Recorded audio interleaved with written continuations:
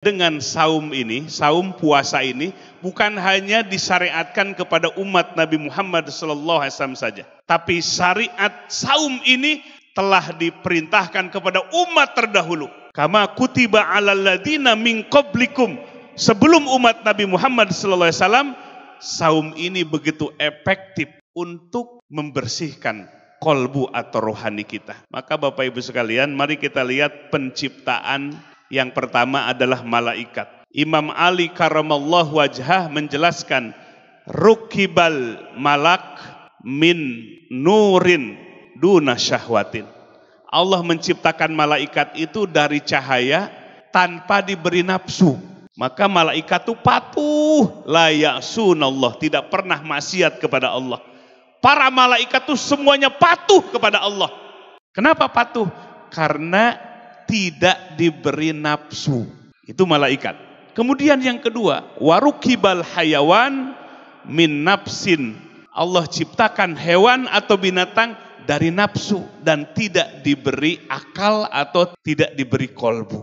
Maka Bapak Ibu sekalian, kalau binatang itu yang dipikirkan hanya apa? Makanan dan minuman semata. Gak ada binatang yang berpikir bagaimana setelah kematian. Karena hewan itu diciptakan dari nafsu semata.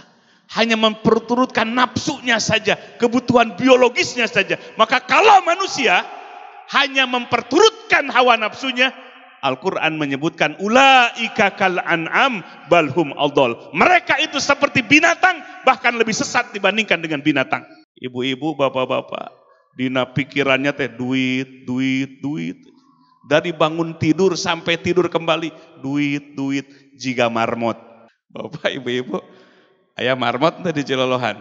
Itu marmot selalu duit, duit, duit. Kasih rumput, diam. Habis rumput, duit, duit. Jadi kalau manusia pikirannya hanya duit, duit. Segala urusan diukur dengan materi. Segala urusan ukurannya adalah benda.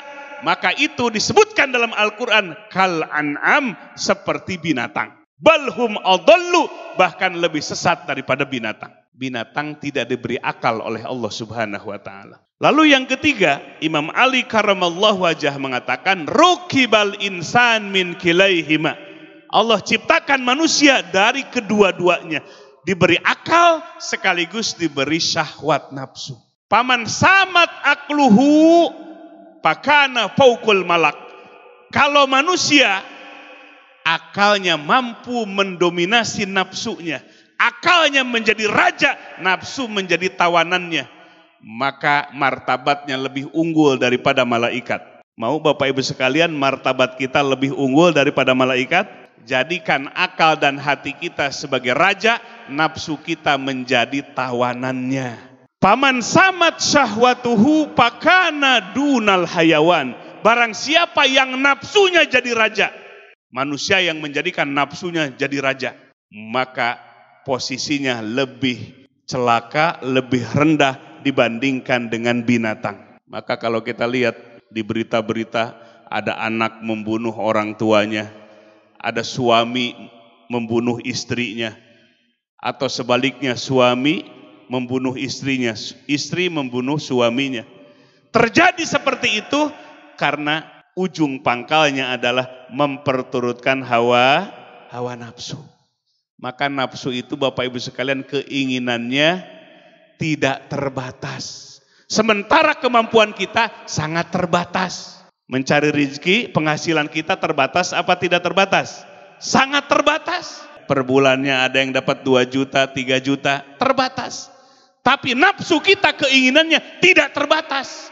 Kalau kita hidup memperturutkan hawa nafsunya, maka terjadilah pelanggaran.